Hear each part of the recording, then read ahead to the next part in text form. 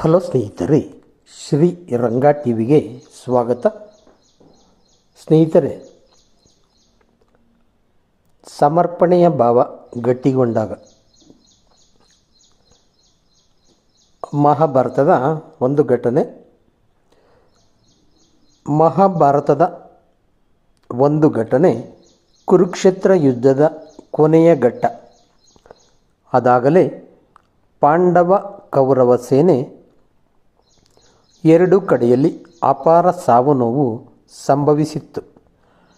ಯುದ್ಧವಾದ ಮೇಲೆ ಮರಳಿ ಶಿಬಿರ ತಲುಪಿದ ಮೇಲೆ ಶ್ರೀಕೃಷ್ಣ ರಥದಿಂದ ಇಳಿಯುವ ಮುನ್ನ ಒಂದು ಕಾಲನ್ನು ರಥದಲ್ಲಿಯೇ ಇರಿಸಿ ರಥದಿಂದ ಬೇಗ ಇಳಿದುಕೋ ಎಂದು ಅರ್ಜುನನಿಗೆ ಸೂಚನೆ ನೀಡಿದ.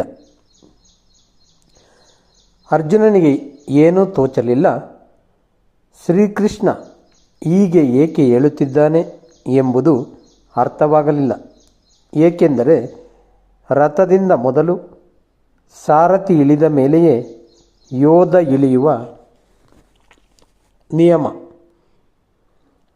ಆದರೆ ಇಂದು ಶ್ರೀಕೃಷ್ಣ ರಥದಲ್ಲೇ ಕಾಲಿಟ್ಟು ನನಗೆ ಇಳಿಯಲು ಹೇಳುತ್ತಿದ್ದಾನಲ್ಲ ಎಂದು ಒಂದು ಕ್ಷಣ ಯೋಚಿಸಿದ ಅರ್ಜುನ. ಶ್ರೀಕೃಷ್ಣ ಹೇಳಿದ ಮೇಲೆ ನಾನು ಕೇಳಲೇಬೇಕು. ಉದ್ದೇಶ ಏನೇ ಇರಲಿ ಅವನು ಸರಿಯಾಗಿ ಹೇಳಿರುತ್ತಾನೆ ಎಂದು ಸಮರ್ಪಣಾ ಭಾವದಿಂದ ರಥದಿಂದ ಇಳಿದು ದೂರ ಹೋದನು. ಕೃಷ್ಣ ರಥದಿಂದ ತನ್ನ ಕಾಲನ್ನು ತೆಗೆದು ಸ್ವಲ್ಪ ದೂರ ಬಂದ ಮೇಲೆ ರಥ ಬೆಂಕಿಯಿಂದ ಸುಟ್ಟು ಭಸ್ಮವಾಯಿತು. ಅರ್ಜುನ ಆತಂಕ ಅಚ್ಚರಿಯಿಂದ ನೋಡುತ್ತಾ, ಇದೆಲ್ಲ ಏನು ಶ್ರೀಕೃಷ್ಣ ಎಂದು ಕೇಳಿದ. ಆಗ ಕೃಷ್ಣನು, ಯುದ್ಧದಲ್ಲಿ ನಿನ್ನ ಮೇಲೆ ದಿವ್ಯಾಸ್ತ್ರಗಳ ಪ್ರಯೋಗ ಬಹಳ ಆಗಿದೆ. ಆದ್ದರಿಂದ ಮೊದಲೇ ಈ ರಥ ಸುಟ್ಟು ಹೋಗಿದೆ. ಆದರೆ ನನ್ನ ಶಕ್ತಿಯಿಂದ ಇಲ್ಲಿಯವರೆಗೂ ತಡೆದಿದೆ.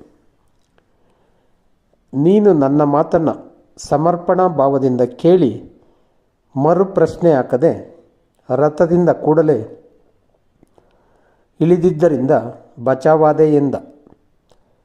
ಭಗವಂತನ ಕೃಪೆ ನಮ್ಮ ಮೇಲಿರುತ್ತದೆ. ಆದರೆ ಆ ಭಗವಂತನನ್ನು ಸಮರ್ಪಣಾ ಭಾವದಿಂದ ಹರಿಯುವ ಅದೇ ಭಾವದಲ್ಲಿ ನಡೆದುಕೊಳ್ಳುವವರಿಗೆ ಖಂಡಿತವಾಗಿಯೂ ಭಗವಂತನ ಕೃಪೆ ಲಭಿಸುತ್ತದೆ.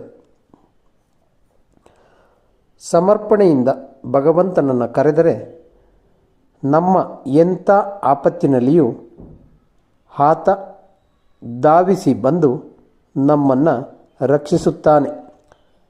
ಪ್ರಕೃತಿಯ ನಿಯಮವೇ ಆಗಿ ಎಲ್ಲಿ ತೆಗ್ಗು ಇದೆಯೋ ಅಲ್ಲಿಗೆ ಎಲ್ಲಿಂದಲೋ ಮಳೆಯ ನೀರು ಹರಿದು ಬಂದು ಶೇಖರಣೆಯಾಗುತ್ತದೆಯೇ ಹೊರತು ಉನ್ನತ ಪರ್ವತಗಳಲ್ಲಿ ಅಲ್ಲ.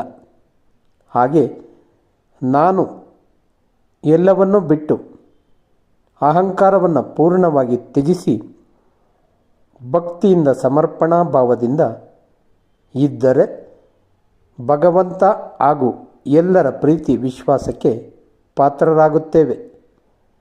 ಕೃಷ್ಣ ತನ್ನ ಶಕ್ತಿಯಿಂದ ಅರ್ಜುನನ ರಥ ಮುನ್ನಡೆಸಿದಂತೆ ನಮ್ಮ ಜೀವನದ ರಥವನ್ನು ಮುನ್ನಡೆಸುತ್ತಾನೆ. ಕಷ್ಟದ ಹಾದಿಯಲ್ಲಿ ಮಾರ್ಗದರ್ಶನ ಮಾಡುತ್ತಾನೆ. ಅದಕ್ಕೆ ಅರ್ಜುನನಂಥ ಭಕ್ತಿ ಸಮರ್ಪಣೆ ನಮ್ಮದಾಗಲಿ. ಧನ್ಯವಾದಗಳು ಸ್ನೇಹಿತರೆ.